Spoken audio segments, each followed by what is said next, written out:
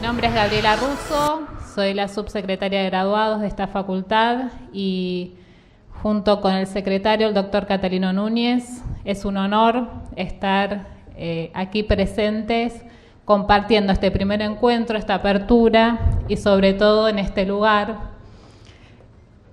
que es un lugar especial para todos nosotros, para toda la comunidad de ciencias económicas y como bien dice el video, es un sueño hecho realidad. Así que estamos muy contentos y orgullosos de esta obra que es para la sociedad, ¿no? Para nosotros y para las futuras generaciones. Así que gracias por estar hoy presentes, gracias por participar de este ciclo, como de todas las actividades que organizamos desde la Secretaría de Graduados durante todo el año. Y recordarles que, como siempre, estamos a su entera disposición para lo que necesiten, tanto en relación a este ciclo como el resto de actividades y servicios que brindamos. Les agradezco nuevamente, agradezco al profesor, al doctor Jorge Guglielmucci, por estar con nosotros nuevamente este año en esta actividad.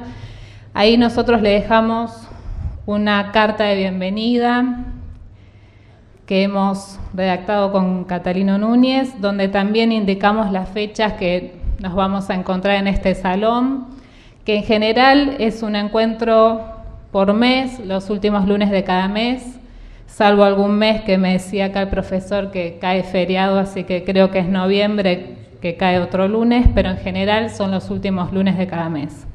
Así que gracias nuevamente y le voy a dar la palabra al doctor Núñez para que también les dé la bienvenida.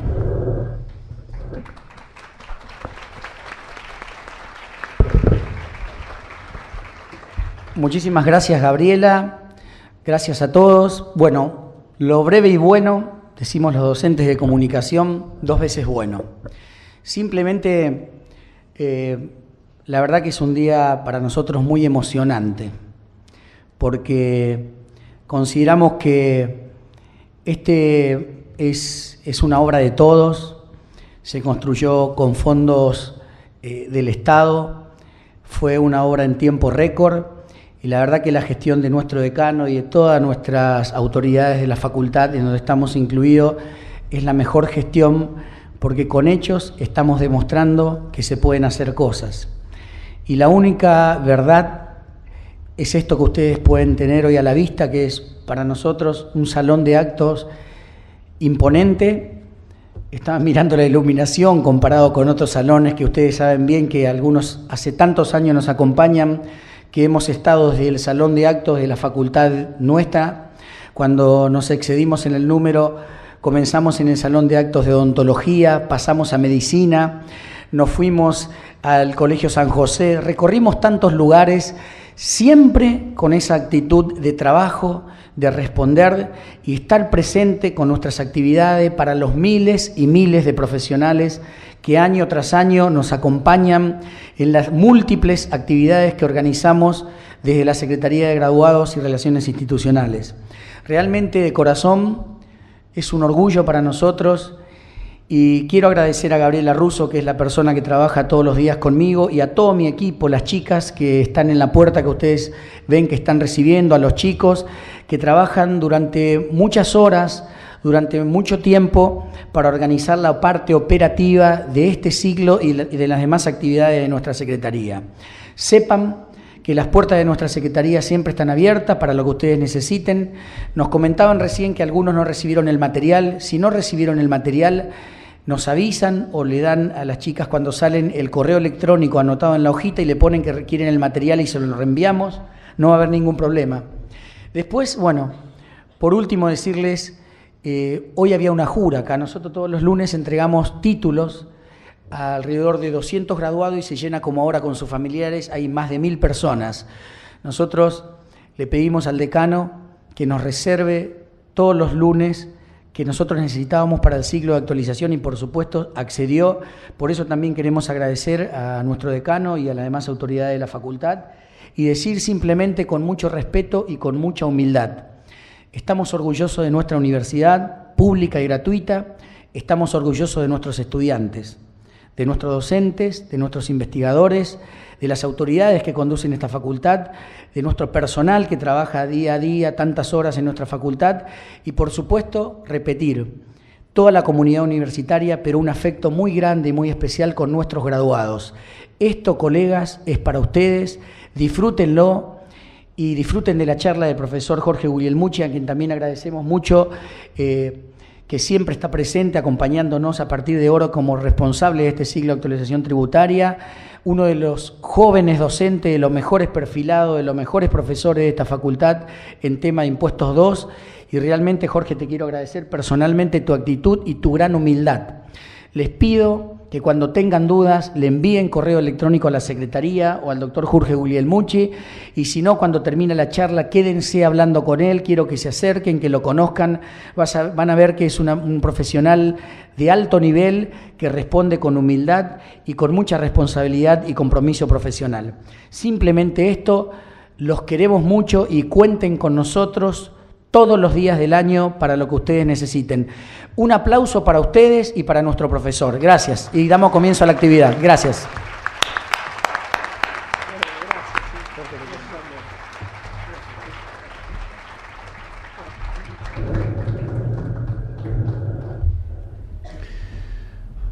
Bueno, buenas tardes. Agradecer yo también brevemente la presencia de todos ustedes y a la facultad por haberme convocado para este evento. Realmente es un honor para mí estar hoy en este ámbito. Sin más preámbulo, vamos a tratar de empezar con las novedades desde el punto de vista técnico. Vamos a hacer algunas novedades fuera de material o reseñadas dentro del material. Lamentablemente terminamos el material, lo enviamos y al día siguiente está desactualizado. Por suerte, la parte más importante seguramente que es aquella que aseguró tanta presencia hoy, que es el tema de impuesto a las ganancias, lo tenemos desarrollado en el material. Vamos a hacer una presentación con el PowerPoint. A diferencia de años anteriores, tenemos la ventaja de contar con este medio audiovisual, no para que este docente lea el PowerPoint con las cosas, con las novedades, sino que sirva ese sistema gráfico para ir fijando mejor los conceptos y hacer un poco más amena la charla. Respecto de las novedades, voy a ir rápidamente sobre algunas cuestiones a tener en cuenta y que me pareció importante resaltar para esta fecha de fines de marzo. Y luego sí, vamos a ir a la parte de ganancias con las novedades, incluyendo el tema de las deducciones del artículo 23. Vamos en principio con las declaraciones juradas de impuesto a las ganancias, de impuesto a los ingresos brutos, provincia de Buenos Aires, los vencimientos, comenzando en el día de hoy, 28 de marzo, estamos hablando provincia de Buenos Aires, contribuyentes locales de pago mensual. Comienza el vencimiento en el día de hoy y finaliza para el quit 8 y 9 el día viernes 1 de abril. Por supuesto, para los de Arbanet, de acuerdo al número de quit, pero para cada quit un día de vencimiento, comenzando también en el día de hoy, 28 de marzo, y finalizando el 8 de abril. Para seguir con provincia de Buenos Aires, tengan presente que en el mes de marzo, a través de 4 resoluciones normativas, las números 6, 7, 8 y 9, se dispuso la prórroga de los planes de facilidades de pago, esta vez con vencimiento 30 de junio. Para deudas que no están en proceso administrativo, y valga como ejemplo, seguimos con las 48 cuotas, y para ingresos brutos, la cuota mínima de 160 pesos, al igual que para sellos. Probablemente en el próximo material tengamos esquematizado este tema. Una cuestión importante que nos llamó la atención y es la ampliación del denominado City Compras, una resolución, la 3034 de la AFIP, publicada en el Boletín Oficial el 18 de febrero de este año, que deroga la resolución 781, la vieja resolución que dispuso el City Compras, impone a su vez una nueva versión del aplicativo, Citicompras versión 4.0, para informar, recordemos, tanto las facturas de compra como las notas de crédito emitidas por el contribuyente, puesto que también generan crédito fiscal. Básicamente apunta a eso, al control del crédito fiscal. Obviamente esto alimenta esa base de datos de AFIP, puesto que lo que son compras en un contribuyente, desde el lado de quien emitió la factura, están generando un débito fiscal. Lo importante es que tiene un anexo, sustituye el anexo, reemplaza el anexo que tenía la 781, estoy hablando del anexo 2 de la 3034, y allí hay una nómina muy extensa, alrededor de 120 hojas. Eso, tengan la precaución de revisarlo, no es exclusivamente para grandes contribuyentes, hay contribuyentes que en algunos casos surgen por análisis sectoriales, hay muchos profesionales, hay estudios profesionales, pero también hay profesionales independientes allí incluidos. Así que ahí hay que tomarse el trabajo de revisarlo. Habitualmente lo van a encontrar en un archivo PDF. Vean que el archivo PDF tiene un buscador para buscar por nombre o cargando el número de quit a los fines de no tener que repasar una por una esas 120 hojas que comienzan con una columna, siguen con 2 y finalizan con 3 columnas. Así que hay allí un número inconmensurable de contribuyentes que van a tener que presentar en mayo, que es el primer vencimiento, las operaciones, las facturas de compra del mes de abril. Repito, Citicompras, facturas recibidas que me generan crédito fiscal y por otro lado facturas emitidas, notas de crédito emitidas, deduciendo el débito fiscal, en este caso según la técnica de IVA, genera un crédito fiscal.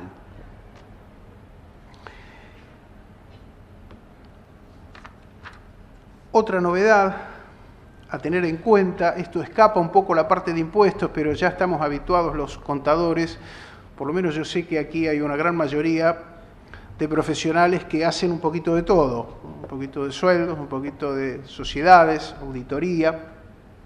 En ese aspecto quería comentarles que quedó sin efecto el 23 de febrero de 2011 el aplicativo de la Inspección General de Justicia, estamos hablando de Ciudad Autónoma de Buenos Aires. Tendríamos ahora el CITIG versión 1.2.4 para las presentaciones que hagamos este año y sucesivas.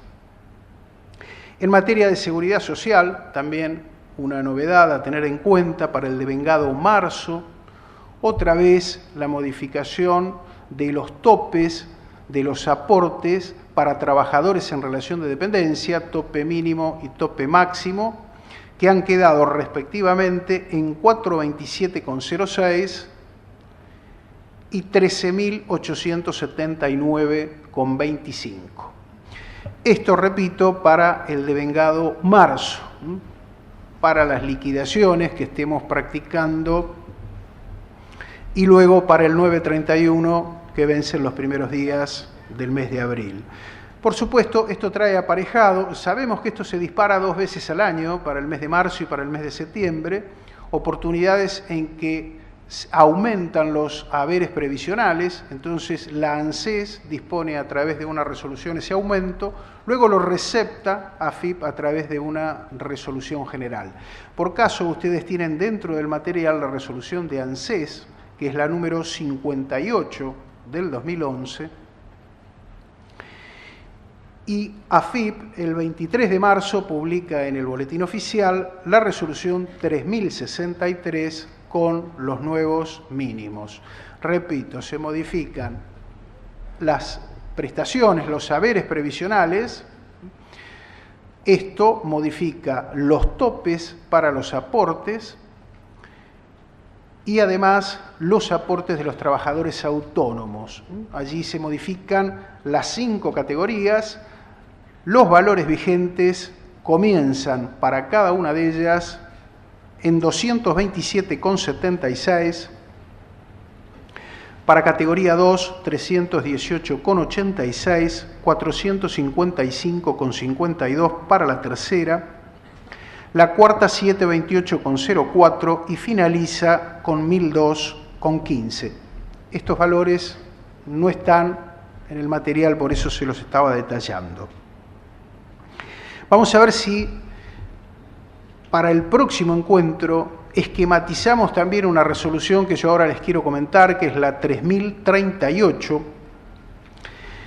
Esa resolución incorpora más actividades a un anexo de una resolución que nosotros analizamos el año próximo pasado dentro de este ciclo.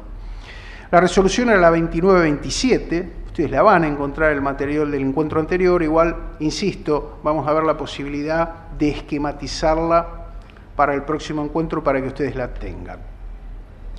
Recuerden que esto en el ámbito de las presunciones previsionales, AFIP incorpora algunas actividades para establecer el IMT, recuerdan, índice mínimo de trabajadores, que permite a su vez multiplicar ese índice mínimo de trabajadores para cada actividad por el valor promedio de ingreso para ese convenio colectivo y de esta forma presumir cuál ha sido la remuneración sobre la cual no se han pagado aportes y contribuciones. No sé si me expliqué con esto. Hay algunas actividades que se agregan, entre ellas está la de gastronomía, turismo, hospedaje, modelaje y también servicio de feedlot. Hay algunas actividades más. Recuerden que esto había arrancado en la 2927 con solo 2 actividades, que el Administrador Federal de Ingresos Públicos había hecho mucho hincapié en estos índices que iba a producir, para 2 actividades, textil e industria de la construcción. Bueno, ahora se están agregando todas estas actividades para la presunción. Recuerden, esas son presunciones que admiten prueba en contrario, al igual que las presunciones impositivas de la 11683, de la Ley de Procedimiento Tributario. Bueno, estas eran las cuestiones que yo tenía para comentarles fuera de programa, y ahora sí vamos a arrancar con impuesto a las ganancias, que es lo más inminente que tenemos. Ahora vamos a ver que el 14, ya estamos empezando, 14 de abril, con los primeros vencimientos. Acá sí necesitaríamos ver si empezamos a proyectar el PowerPoint.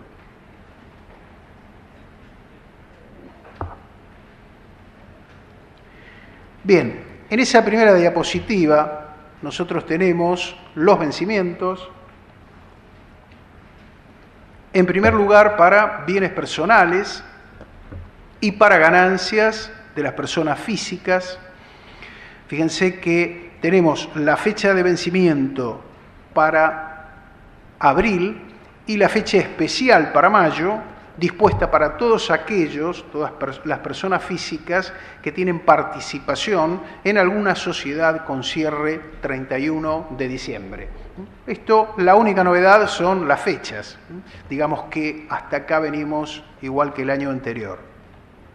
Por supuesto, tienen sobre el final de esa diapositiva, y esto, insisto, ustedes lo tienen en el material, como para que puedan ir haciendo las anotaciones de algo que podemos agregar a cada una de estas diapositivas. Pero allí tendríamos reseñado sobre el final que el pago se realiza al día siguiente del vencimiento general de la presentación. A diapositiva siguiente,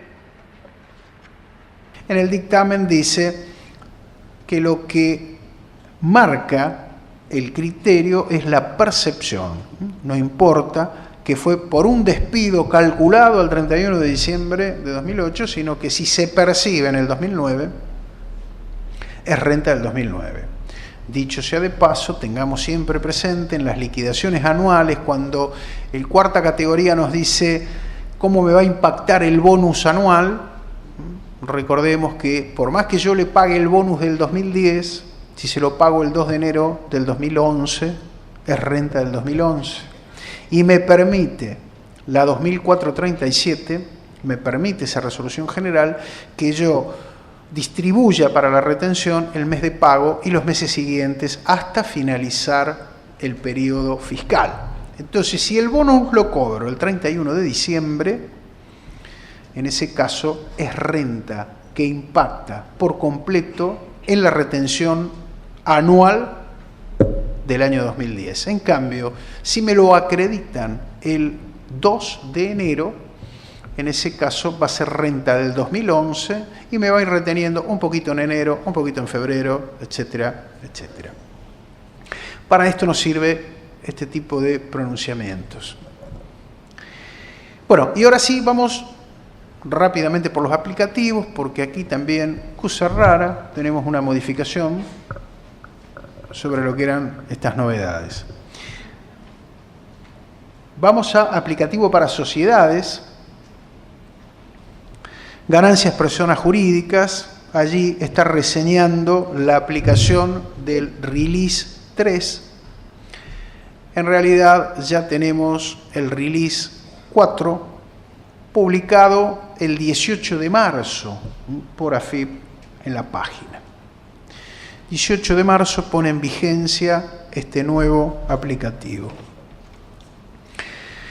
Para mínima presunta, vamos a diapositiva siguiente. La misma versión que utilizamos para el año pasado. Acá nos quedamos tranquilos. Para personas físicas, el aplicativo unificado, ganancias y bienes personales.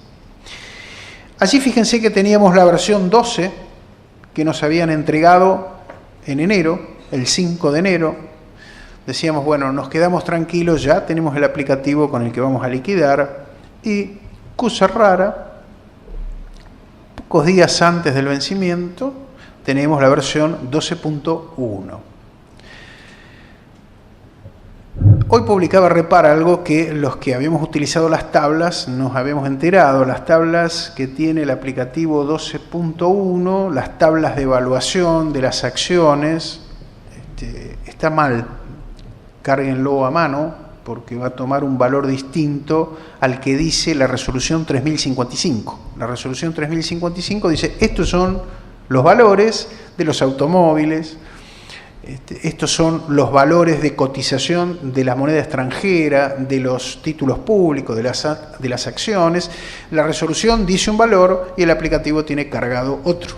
Así que no sé si van a sacar un nuevo release, el 2, o si van a sacar una nueva versión sin que nos enteremos y modifica este problema. Las dos cosas ya las hemos visto, las dos cosas ya nos han pasado. Se modifica el programa, no sabemos que se modificó porque no aparece en ningún lado y, oh casualidad, si lo bajamos de nuevo funciona.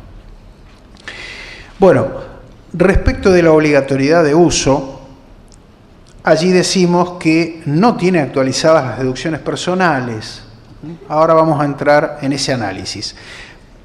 Previo a eso, quiero volver a recordar que tenemos la posibilidad de presentar bajo determinadas circunstancias, para personas físicas con determinadas rentas, la posibilidad de utilizar el régimen simplificado de liquidación de ganancias y bienes personales que está en la web. Realmente es más rápido, hay algunos datos que no hay que cargar, así que resulta interesante hacerlo a través de allí.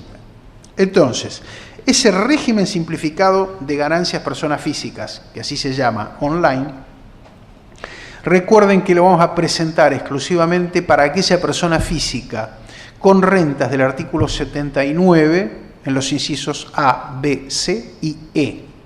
Repito, 79A, desempeño de cargos públicos, 79B, relación de dependencia, 79C, otras pasividades, excluidos los consejeros de sociedades cooperativas, y en el inciso E del artículo 79 están los socios de cooperativa por su trabajo personal.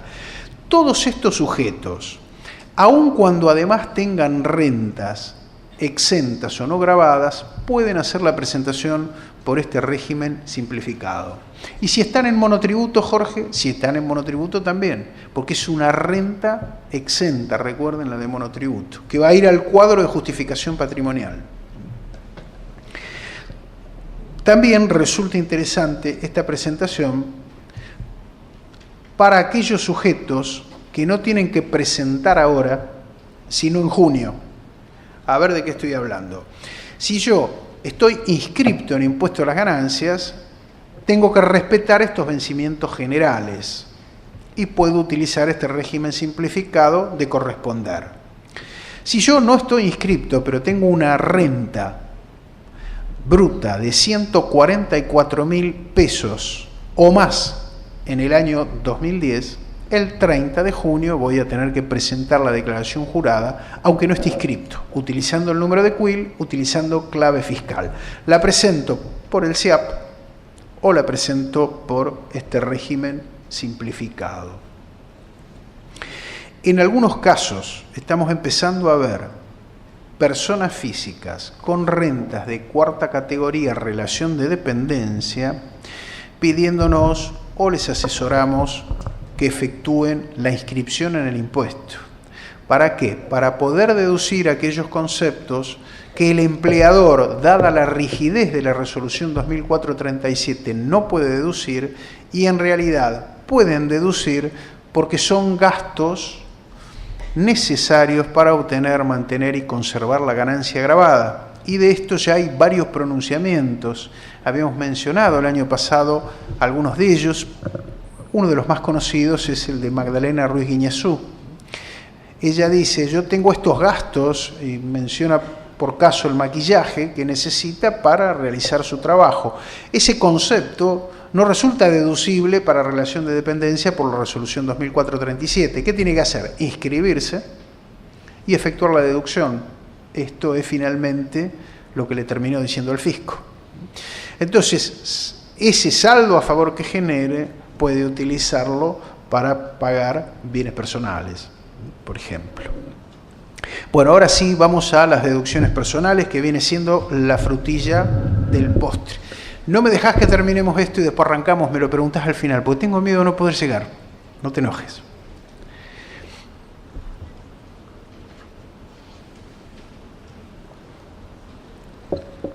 Bueno, vamos a la primera diapositiva, donde historiamos un poquito esto. Yo, a quien lo quiera ir siguiendo, porque ya lo viene analizando y trae la duda, yo voy a hacer el análisis desde la primera norma hasta la última. Para aquellos que dicen, yo no quiero dolor de cabeza, Jorge, a mí decime cómo tengo que hacer. Bueno, para ellos las dos últimas diapositivas terminan brindando el esquema. Y para el resto que lo vaya siguiendo o que ya lo viene estudiando, va a ser todo el análisis y el desarrollo de por qué llegamos a esas conclusiones o cómo llega el fisco a determinar las nuevas pautas. Si ustedes recuerdan, el 12 de julio del año pasado se publican en el Boletín Oficial dos resoluciones, 2866 y 2867. Yo comienzo acá en esta diapositiva por la 2867, que dice, estas van a ser las deducciones, estas deducciones van a regir para todo el periodo 2010, para todo el periodo fiscal 2010, por lo tanto, recalculen los anticipos.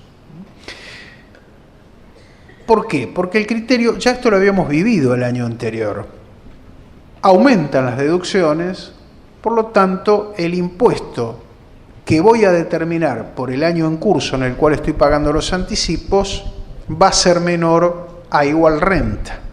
El principio del anticipo, el principio de ese artículo 21 de la 11683 que establece el régimen de anticipos, dice que es para mantener, o se supone que va a mantener la renta.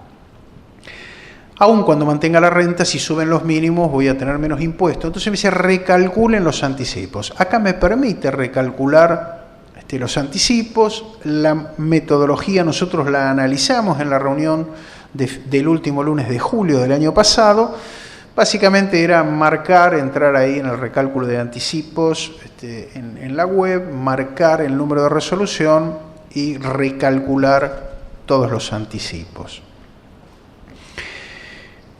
Insisto, se recalculan, ¿por qué? Porque el mínimo es para todo el periodo 2010.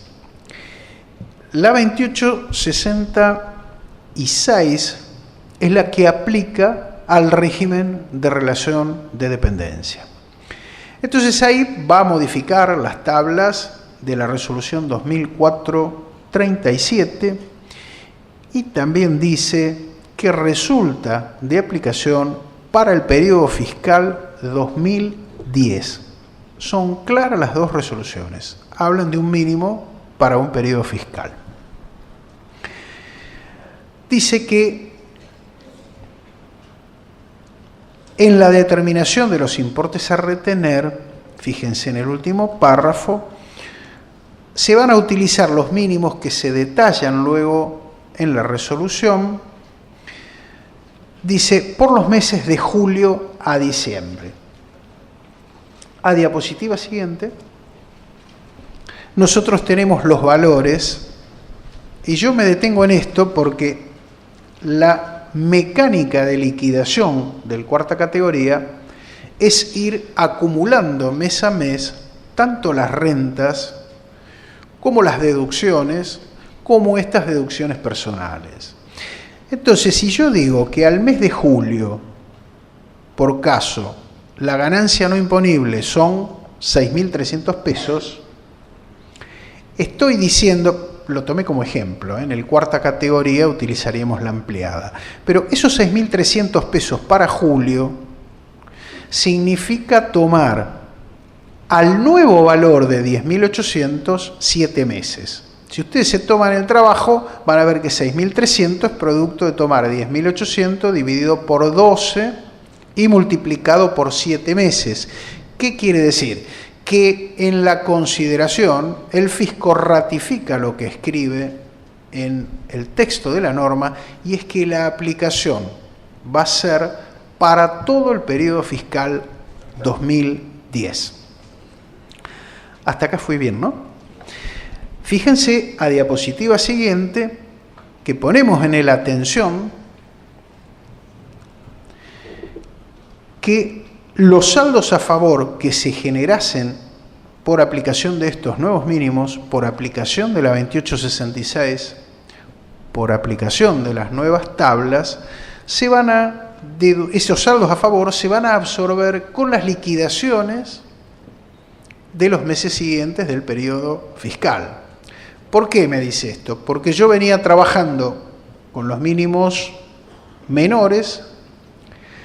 Se aplica para todo el periodo fiscal, para toda la renta acumulada, una deducción mayor, por lo tanto me va a generar un saldo a favor. Y ya nos había pasado, en otro caso, que decían ese saldo a favor no se lo descuenten al empleado. ¿Recuerdan el año anterior? Decían no, hay que esperar a la liquidación final del periodo 2009 en el año 2010. Bueno, ¿ahora qué dice?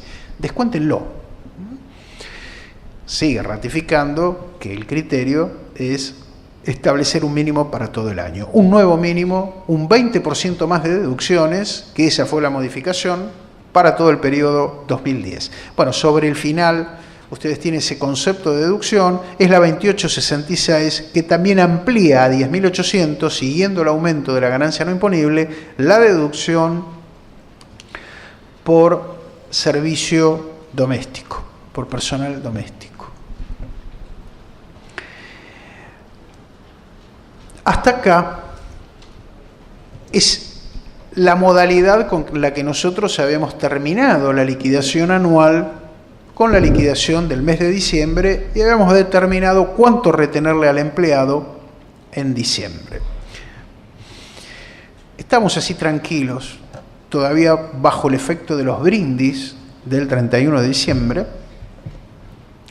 No me digan que no brindan ustedes, no me miren con cara rara, que uno aprovecha de distenderse. Ya algunos leyendo el boletín oficial en la playa, 4 de enero, nos desayunamos de la 3008.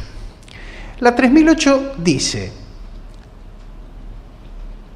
que, por un lado, ¿no?, los mínimos de la 2866 se aplican al periodo fiscal 2011.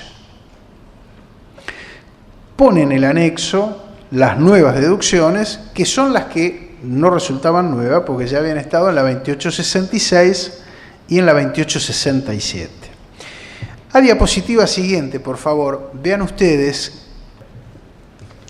el artículo 2 dice que la retención que yo calcule por el periodo fiscal 2010, esa retención se pospone para la liquidación final del 2011, es decir, en el 2012. ¿Sí?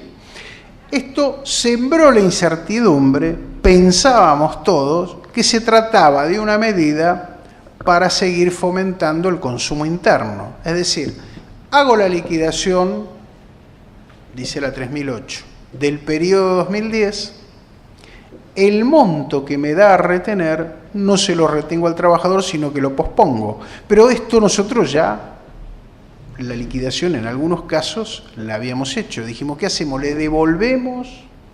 ¿No le devolvemos? Esto fue el 4 de enero. El 24 de enero, 20 días después, con 20 días de incertidumbre, de ver qué hacíamos o qué no hacíamos, porque venía la liquidación del mes de enero y no sabíamos si por diciembre habíamos retenido en exceso o no. Y sale la circular 1/2011, repito, boletín oficial del 24 de enero. La circular, como es costumbre, sale para aclarar la norma. Como es costumbre, la oscurece. Yo acá voy a ir despacito con cada uno de esos incisos, viendo qué representan. Circular 1/2011, entonces, 24 de enero de 2011.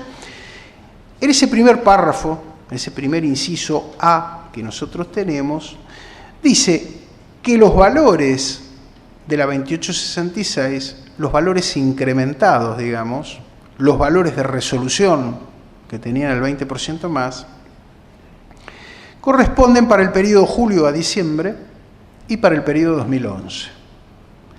Aquí es donde va esa acotación que yo me anticipé a decirles, que puede haber un mínimo o dos mínimos distintos para un periodo. Es decir, para el 2010 podemos tener un mínimo de enero a junio y otro mínimo de julio a diciembre. La respuesta es no. Tenemos que trabajar con un solo mínimo. El B dice que las liquidaciones del 2010, y se está refiriendo hasta ahora exclusivamente a cuarta categoría, ¿sí? La resolución 3008 es para cuarta categoría. Dice que la liquidación del 2010 hay que hacerla teniendo en cuenta las deducciones que están en el artículo 23 de la ley. Y nosotros decimos, ¿y cómo hacemos con los nuevos valores? La cuestión de fondo acá fue que lo que se dispuso a través de una resolución general fue por instrucción del Poder Ejecutivo. En ese entonces la presión vino de los sectores sindicales para aumentar los mínimos no imponibles, cosa curiosa en nuestro país desde hace unos cuantos años, que esperamos que aumente el mínimo no imponible pidiéndole a los CGT que lo haga. Pero bueno, tiene un resultado. Así que se modificó en julio. La instrucción del Ejecutivo era esa. Luego va en el presupuesto el proyecto para modificar la ley, porque los mínimos tienen que modificarse a través de la ley, y la ley, salvo decretos de necesidad y urgencia, tiene que ser modificada por el Poder Legislativo. Va en el presupuesto no se aprueba. Y los legisladores no les interesó o se les pasó desapercibido que dentro de todo ese paquete estaba la modificación a los mínimos no imponibles que ya estaban en marcha, que solo se trataba de un trámite parlamentario. El fisco llega al final del año y se encuentra con que no sabe qué mínimos tomar para la deducción de cuarta categoría, y después vamos a ver que se empieza a plantear una inequidad que lleva a tener que modificar la liquidación también de persona física con otras rentas. Pero ahí vamos a ir despacito. Entonces, hasta acá queda en claro de que se va a tomar, según la circular, Para la liquidación de cuarta categoría, liquidación anual del 2010, los valores que figuran en la ley y no los nuevos de resolución. En el punto C es donde dice que como le retuve con mínimos mayores de los que finalmente tengo que considerar, me va a quedar un monto a pagar. Esa diferencia puede ser nada más que producto de tomar diferencia de deducciones por alícuota, como también puede representar que con la menor deducción quede una renta más alta que me hace saltar de escala en la tasa. Así que no es solo la aplicación de la alícuota sobre la diferencia de las deducciones del 23 del trabajador, sino que puede haber significado un incremento en la alícuota a aplicar también. Entonces me dice, esa diferencia, liquidando todo el año del trabajador, tal como lo hiciste por resolución, menos la nueva liquidación que vas a tener que hacer ahora tomando los mínimos viejos, esa diferencia, exclusivamente esa diferencia, es la que no tenés que retenerle al trabajador, sino postergarla para el año 2012, es decir, junto con la liquidación del 2011, liquidación final que se va a hacer al 28 de febrero 2012. Es decir, no reconocemos la aplicación de los nuevos mínimos, pero como hay una resolución que los estableció, en eso vamos a tomar esa diferencia y la tiramos para adelante. En el medio vamos a ver qué pasa. Lo que va a pasar es que finalmente se va a regularizar y esa diferencia va a terminar condonada, ¿sí? No va a ser pagada. Por supuesto, dice a continuación en el punto D que si hay alguna otra diferencia, esa otra diferencia debió haberla retenido el empleador o debe depositarla el empleado presentando la declaración jurada para poder pagar. Eso es lo que acabamos de ver de las diferencias. En el punto C dice cómo se establece la diferencia, que es liquidación anterior, liquidación efectuada menos liquidación con nuevos mínimos, y la diferencia que es la que se posterga para la declaración final de 2011. En el punto D es lo que acabamos de decir, que si excede, si hay otra diferencia, esa otra diferencia no producto de este cambio debe retenerse, o el empleado, esto es norma por la 2437, está en el artículo 11, tiene que presentar una declaración pagando la diferencia. Pasamos a diapositiva siguiente y dice que va ahora no a la liquidación anual, sino al caso de la liquidación final. La liquidación final es cuando se ha despedido o ha renunciado el trabajador. Acá no puedo, como empleador, trabajar con ninguna diferencia porque ya no lo veo al trabajador. Entonces acá dice que es el trabajador el que se tiene que inscribir. Para no hacerlo tan complicado, vamos a saltear la consideración que está en ese punto F. ¿Se ve el punto F así?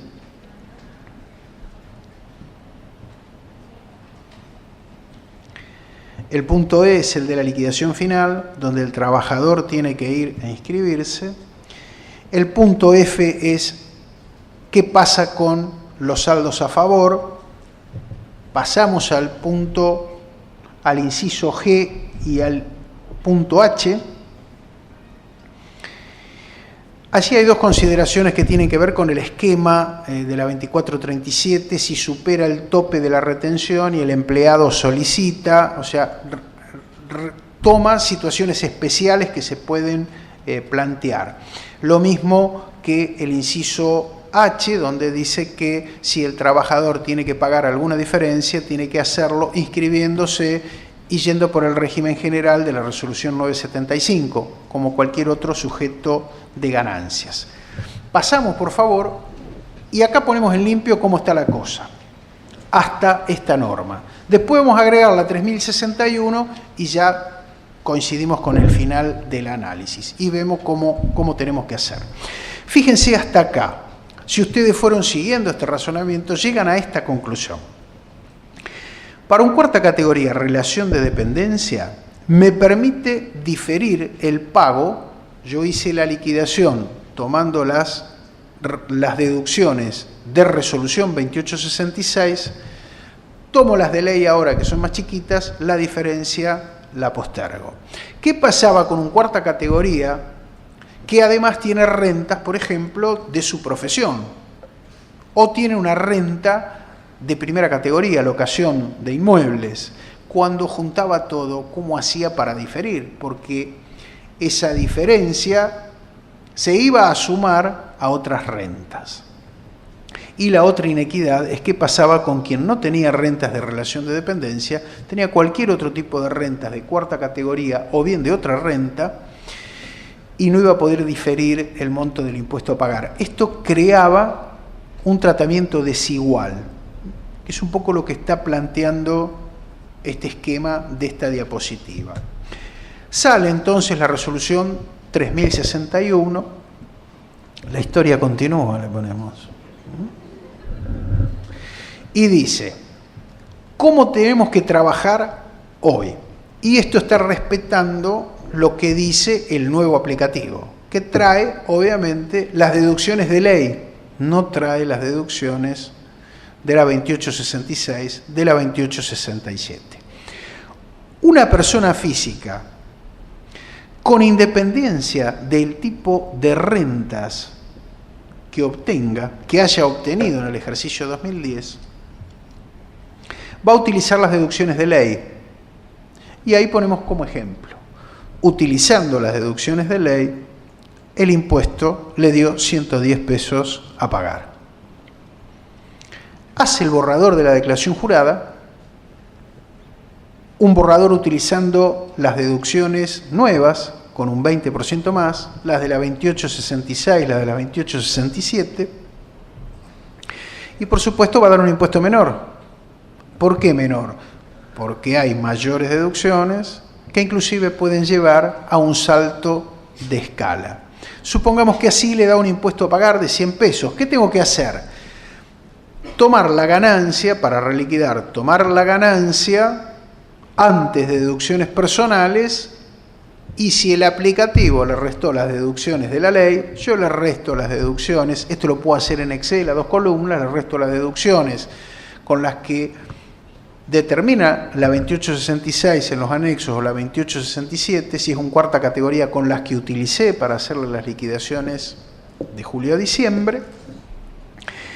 Veo cuál es la diferencia y esa diferencia es la que se va a diferir. Por eso en el último de los cuadritos decimos abona 100 y difiere 10 pesos hasta el vencimiento de la declaración 2011.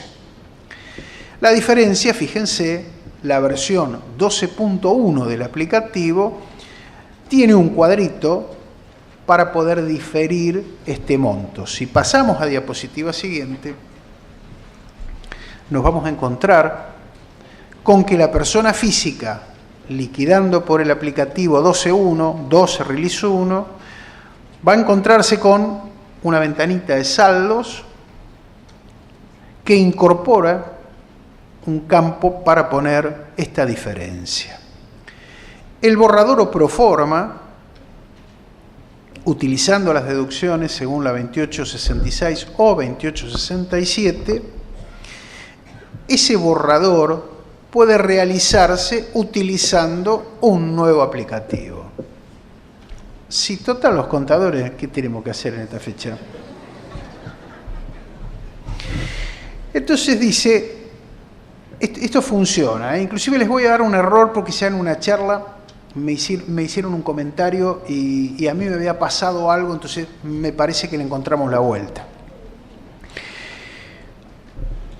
Yo liquido en el 12.1 tomando los mínimos que corresponde, luego me permite el simulador, ese nuevo programa, importar desde el 12.1 reliquida, que no hace otra cosa que tomar la ganancia, esto que les decía yo que podemos hacer en un Excel, y me dice cuál es el valor, cuál es la diferencia a diferir. Esa diferencia a diferir, luego voy, la ingreso en el aplicativo 12.1 y ahí se terminó el trámite.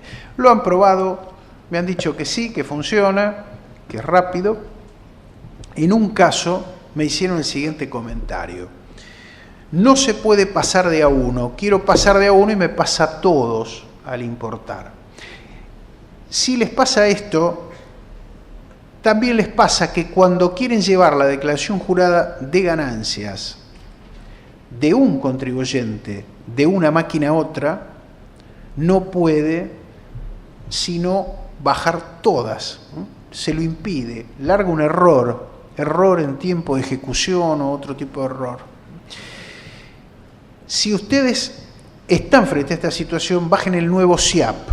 El año pasado se creó un SIAP, ¿se acuerdan que nosotros decíamos, nos prometieron un SIAP? Finalmente sacaron ese nuevo SIAP el año pasado, donde se puede llevar de a una declaración jurada, es decir, por número de quit, y no tener que mover todas las declaraciones juradas que a lo mejor nos pisaban lo que teníamos en otra máquina. Porque ahora tenemos que estar más atentos a eso prácticamente que a la liquidación. Claro, hay un nuevo esquema en la pirámide jurídica. Aplicativo. ABC. Bueno, vamos a diapositiva siguiente. Hasta acá vinimos bien. Cualquier persona entonces difiere el monto del impuesto. Y quiero cerrar viendo qué pasa con cuarta categoría, con el empleado en relación de dependencia. Yo no liquido declaraciones juradas de personas físicas, yo liquido nada más que relación de dependencia. ¿Qué hago? Le di los sueldos al cliente, hice todas las retenciones hasta diciembre con los mínimos que marcaba la resolución, la 2866. Ahora, ¿qué tengo que hacer? Y acá tenemos que ver dos situaciones distintas. Empecemos por la parte final del esquema que habla de la liquidación anual. En la liquidación anual, el empleado sigue trabajando todavía en el 2011, le retuve por la 2866. ¿Qué tengo que hacer como empleador? Cuando hago el formulario 649, cuando hago la liquidación anual, tengo que practicarle la liquidación considerando no los mínimos que tomé para calcularle la retención, sino los mínimos de ley. Al tomar los mínimos de ley, me voy a encontrar con que el saldo de la liquidación final me va a decir, le retuviste de menos. Correcto, eso es lo que tiene que dar si hice las cosas bien. Entonces ahí va a quedar una diferencia a diferir. Le entrego el 649 y no hago más nada. El 649, recuerden que se lo tengo que entregar si me lo solicita o si se produjo la liquidación final. Si alguien presenta declaración jurada, normalmente viene y pide, dame el 649, que se lo tengo que dar al que me hace la declaración de ganancias porque tengo otras rentas. Me ha pasado ya y me han preguntado, Jorge, tengo el 649, pero liquidado con los valores que se tomaron de la 2866. No importa, no te hagas problema. Trabajá con ese que no te da diferencia, pero comenzá cargando en el aplicativo esa renta y vas a ver que se te genera la diferencia que el empleador no la retuvo. Esa diferencia es la que vos tenés que diferir juntamente con la diferencia que después te dé por alguna otra renta. Normalmente ya el cuarta categoría se comió todas las deducciones, así que la diferencia va a estar en esa renta. Y si fue una liquidación final, ¿qué pasa? Si fue una liquidación final, y acá voy a la parte superior de esa diapositiva, dice, por el lado del empleador, que tiene que informar que no le retuvo lo que correspondía. ¿Esto cómo se hace? En el SICORE se pone la retención, se pone imposibilidad de retener, se marca ese cuadrito chiquitito que dice imposibilidad de retener. Esto cuando presento el SICORE dispara automáticamente la información para que el fisco vaya a ver qué pasa con ese quil. ¿Y ese quil qué le dice? Dice que el empleado tiene que salir corriendo a inscribirse, corriendo sin tropezar, y pagar, presentar la declaración jurada, nada más que para reflejar que le quedó una diferencia que no tiene que pagar, que se va a diferir para el año siguiente. Esto es lo que realmente da a entender que va a contramano de lo que es la realidad del contribuyente. Si esa persona fue a trabajar en relación de dependencia, siguió trabajando en el 2010 en relación de dependencia, ya el nuevo agente liquidador le debe haber practicado el ajuste. Caso contrario, tendría que ir a inscribirse para hacer la presentación, informar que queda un saldo para el año siguiente. Diapositiva siguiente. Los anticipos, por supuesto, los del 2011, ¿cómo se van a calcular? Y se van a calcular por el nuevo valor. Acá finaliza lo que tenemos en la presentación, pero quiero ir a un pronunciamiento de corte que se está sumando a otro pronunciamiento de corte que mencionamos el año pasado para los que estuvieron en el ciclo anterior y que yo entiendo que pone una bisagra en el tratamiento de todas las indemnizaciones, de todos los pagos, de los acuerdos hechos con motivo de la ruptura del contrato de trabajo. Nosotros decimos que para que haya renta en cabeza de la persona física, la regla que da el artículo 2 de ganancias es que tiene que haber una periodicidad, una habilitación de la fuente productora y una permanencia de esa fuente productora. Son los tres requisitos que marca el artículo 2. Vimos el año pasado un fallo, se los menciono y después les digo de qué se trata, que fue el de Lorenzo Amelia Beatriz. De Lorenzo Amelia Beatriz, un fallo de corte del 22 de julio de 2009. Nosotros lo tratamos en el ciclo del 2010.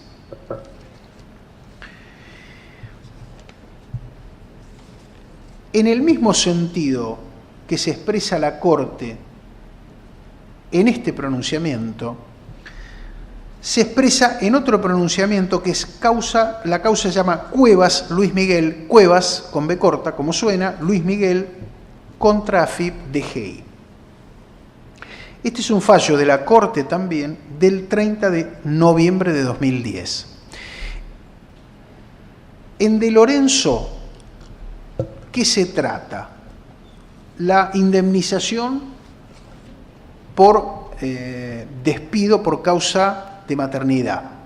Vieron que aparte de lo que dice el 245, si mal no recuerdo, el 247 de la Ley de Contrato de Trabajo establece que hay que pagarle una suma adicional por haberse roto el contrato laboral, por haberla despedido, se entiende la ley que por causa de embarazo. Eso ya se había discutido, el Tribunal Fiscal y la Cámara habían dicho que eso quedaba dentro de la exención del artículo 20, pero esta causa de Lorenzo va más a fondo, el tribunal va más a fondo y dice no hay renta alcanzada, porque esa indemnización se está pagando con motivo de la ruptura del contrato de trabajo. Entonces, si se rompió el contrato de trabajo, se extinguió la fuente productora. Por lo tanto, es una renta no gravada. Cualquier suma que se abone con motivo de la ruptura del contrato de trabajo. Viene la causa esta de Cuevas y la Corte Suprema se expresa en el mismo sentido, inclusive citando a De Lorenzo, diciendo, el caso de Cuevas será un despido donde hay una indemnización adicional porque se trataba de un representante gremial. Entonces hay una indemnización especial. El concepto es el mismo. La Corte dice, acá no está dentro del objeto de impuesto. ¿Por qué? Porque precisamente si le están pagando por la ruptura del contrato de trabajo, queda en claro que se extinguió la fuente productora de la renta. Este es el concepto que yo no quería dejar de transmitirles.